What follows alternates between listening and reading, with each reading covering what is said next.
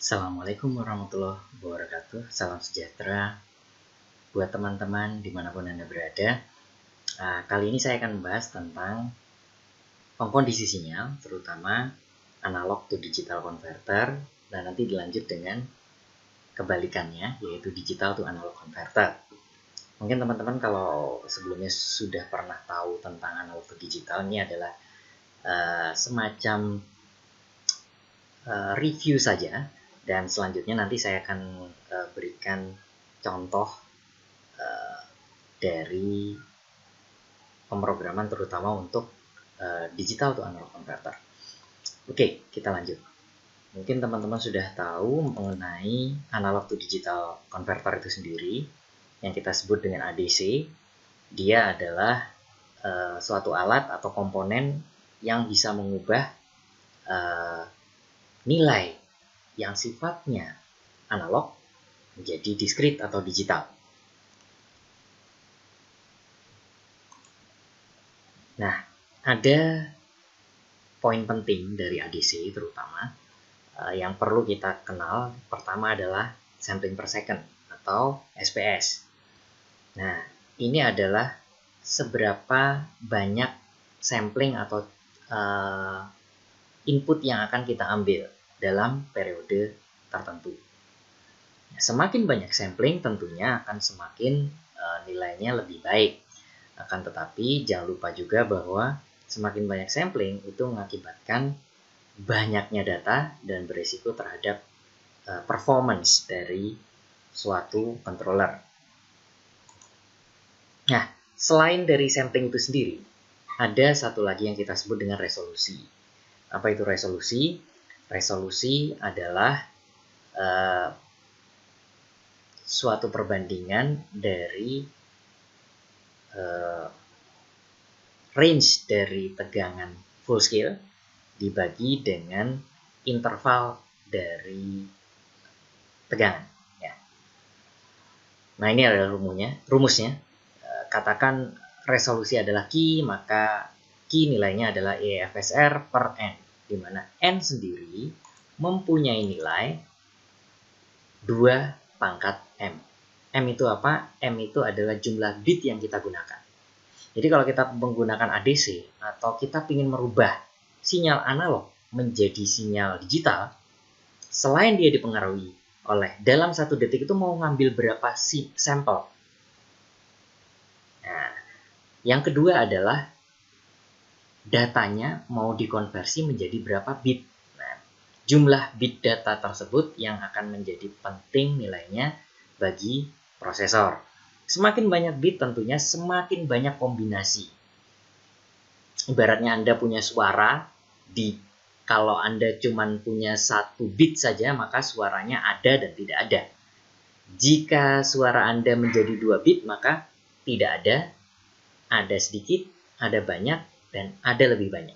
Karena 2 pangkat 2. Akan ada 4 kombinasi. Kalau 3, maka akan ada 8 kombinasi. Dan seterusnya. Nah, kalau Anda mungkin menggunakan controller contoh Arduino, maka rata-rata Arduino komersial itu menggunakan 10 bit. Artinya akan ada kombinasi sebanyak 1024 data. Karena 2 pangkat 10 adalah 1024. Oke? Kita lanjut. Nah, sebenarnya ADC itu merupakan komponen yang kita pakai, komponen yang kita pakai itu simple, merupakan bisa menggunakan pengkonversi seperti op-amp atau kita sebut dengan komparator lah. Fungsinya dari op-amp tersebut kalau kita punya op-amp itu adalah komparator. Jadi hanya membandingkan data. Kalau data sesuai dengan referensi atau di atas referensi, sama dengan atau di atas referensi, contoh dia akan memberikan sinyal high atau logic 1. Kalau di bawah referensi, maka dia akan memberikan sinyal low atau logic 0. Sebenarnya cuma itu. Nah, saya juga sudah memberikan informasi mengenai op-amp yang digunakan sebagai fungsi komparator. Atau silakan teman-teman untuk mencari sendiri bagaimana fungsi dari komparator itu sendiri. Karena itu adalah menjadi prinsip utama dari analog to digital converter. Termasuk juga sebaliknya. Nah, bedanya kalau misalnya kita menggunakan analog to digital converter, komparator yang digunakan adalah sebanyak jumlah bitnya. Kalau kita menggunakan komparator untuk mengkonversi sinyal analog 3 bit, ya sebenarnya kita bisa menggunakan komparator 3 buah. Nah, sementara kalau kita ingin menggunakan digital to analog, malah kebalikan, maka dia hanya menggunakan satu komparator saja. Oke, kita lanjut. Sebenarnya proses apa sih yang terjadi di dalam ADC? Jadi kalau ada sinyal analog, ini adalah mungkin slide yang sempat saya bagikan kepada teman-teman untuk bagaimana mencari resolusi lalu kemudian proses coding. Nah, sebenarnya prosesnya itu seperti ini. Jadi kalau teman-teman bisa lihat di sini, proses dari ADC adalah dari input berupa analog sinyal, apapun itu bentuknya, dengan syarat tegangannya sesuai dengan spek ADC. Jadi kalau ADC-nya 12 volt, maka dia bisa dari nilai 0 sampai 12. Atau dia memiliki nilai minimal minus 5 sampai 5, maka dia dari minus 5 sampai 5 maksimalnya. Nah, jadi tergantung dari ADC-nya. Contoh di sini kita menggunakan ADC yang bekerja dari 0 sampai 5 volt. Sementara analog harus disesuaikan. Kalau misalnya dia lebih tinggi dari 5 volt, maka dia harus dikondisikan dulu bagaimana ceritanya sehingga nilai maksimal dari sinyal analog itu hanya 5 dan nilai minimalnya adalah 0. Nah, kalau kita punya sinyal acak seperti ini, nah maka yang pertama kali masuk setelah dia pertama kali masuk ADC, pertama kali yang dilakukan adalah dia akan melakukan proses pengambilan sampling. Setelah sampling, lalu kemudian dia akan melakukan kuantisasi, lalu kemudian setelah melakukan kuantisasi, dia akan melakukan proses coding. Sehingga dari ADC menuju ke prosesor, itu sudah berupa logic 0 atau 1. Kalau kita contohnya adalah menggunakan 3 bit, maka di sini seolah-olah ada kabel dari ADC ke prosesor sebanyak 3. Kalau kita 12 bit, ya di sini seolah-olah akan ada 12 kabel yang menuju prosesor. Dari masing-masing kabel atau input menuju prosesor ini, nilainya hanya 0 atau 1 seperti kombinasi ini. Kalau dia 3 bit, maka akan ada hanya 3 kombinasi saja. 001, 100, 111, dan sebagainya. Itu contohnya. Proses yang ada di dalam sini sebenarnya apa yang terjadi? Kita lihat pada slide berikutnya. Kalau ini ada sinyal input, katakan sinyal analog dari 0 maksimalnya di sini 5 volt. Maka yang pertama kali dilakukan adalah setelah masuk ke dalam komponen atau device ADC, dia akan melakukan sampling. Contoh di sini samplingnya tertentu. Semakin rapat samplingnya, maka akan semakin bagus juga pada saat kuantisasinya. Kita lihat di sini menggunakan sampling tertentu yang agak jarang. Maka pada saat dikuantisasi, nilainya seperti ini. Jadi sinyal yang tadinya bentuknya seperti begini, maka dia sekarang akan bentuknya kotak-kotak seperti ini. Kenapa kotak-kotak? Karena samplingnya jaraknya jauh. Seandainya jaraknya pendek, maka dia akan cenderung mirip dengan sinyal aslinya. Nah, setelah dilakukan kuantisasi ini dari 0 sampai tegangan maksimalnya yaitu 5 volt.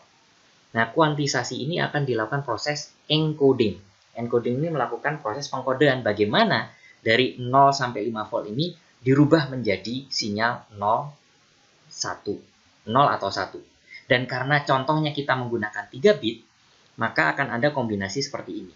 Jadi nilainya antara 00 sampai 111. Kombinasinya akan ada 8. Kenapa? Karena 2 pangkat 3 bitnya adalah 8 kombinasi. Dari 00, 0 sampai 111. Nah, sehingga kalau sinyalnya sudah dikuantisasi seperti begini, kotak-kotak begini, maka setiap kuantisasi ini akan diambil nilainya. Ini akan ada sekitar 10 data, karena ini samplingnya tadi ternyata kita mengambil 10. Maka akan ada 10 data yang nilainya, data pertama akan diberikan kepada prosesor keluar dari ADC 001. Lalu data kedua ini adalah 100. Data ketiga 111, data keempat 111 juga. Kenapa? Karena ini jarak antara 110 dan 111. Kalau lebih dari separuhnya dianggap mendekati yang di atas, sementara kalau dia mendekati 50%, dia akan mengikut kepada kode yang di bawahnya. Dan seterusnya. Sehingga dari ada 10 sampling ini akan didapat 10 kode biner. Nah, itulah ceritanya bagaimana sistem ADC bekerja. Nah, sebenarnya ADC itu, seperti saya bilang, itu menggunakan prinsip komparator. Sehingga kalau misalnya ADC 3 bit, seolah-olah akan ada 3 komparator yang disusun seperti ini. Nah, ini adalah konversinya. Dari nilai analog menjadi nilai digitalnya. Nah, itu kurang lebih yang disebut dengan ADC. DAC apa? DAC adalah kebalikannya. Jadi kalau yang tadi bagaimana analog sinyal masuk ke prosesor dirubah menjadi digital, karena umumnya 80% controller yang ada di dunia atau prosesor itu menggunakan sistem digital. Sebaliknya setelah keluar dari prosesor itu juga akan digital. Tapi kalau kita ingin menggunakan analog, maka kita rubah dulu dari digital to analog converter. Sehingga inputnya berapa? Inputnya adalah ya sejumlah bitnya. Kalau kita ingin pakai outputnya kita dari prosesor pingin 3 bit, maka 3 bit menuju komparator. Dari komparator itu hanya satu saja, 3 bit tadi akan digabung menjadi satu. Nah, sebaliknya kalau misalkan seperti ini.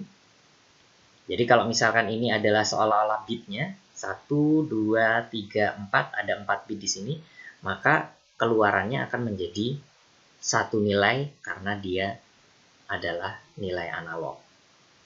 Kalau 3 bit, maka yang bagian ini akan hilang. Bagian yang ini akan hilang, jadi cuma ada 1, 2, 3, seolah-olah seperti itu. Nah, itu adalah kurang lebih tentang DAC. Jadi kalau kita ingin membuat suatu sinyal tadi yang dari prosesor berupa digital, ingin dirubah menjadi analog, maka kita gunakan DAC. Sebaliknya, kalau kita ingin memproses dari suatu sinyal analog menjadi suatu digital, sistem digital atau sinyal digital, kita gunakan ADC. Kalau Anda menggunakan Arduino, di dalam Arduino sendiri, Anda sudah tidak perlu menggunakan ADC lagi. Karena di dalam Arduino tersebut sudah terintegrasi dengan ADC. Jadi Anda cukup menggunakan pin yang ada di dalam Arduino, dan Arduino itu menggunakan 10 bit. Sehingga artinya akan ada 1024 kombinasi. Jadi tinggal dibagi saja, 5 dibagi 1023, 0, sekian-sekian. Itulah.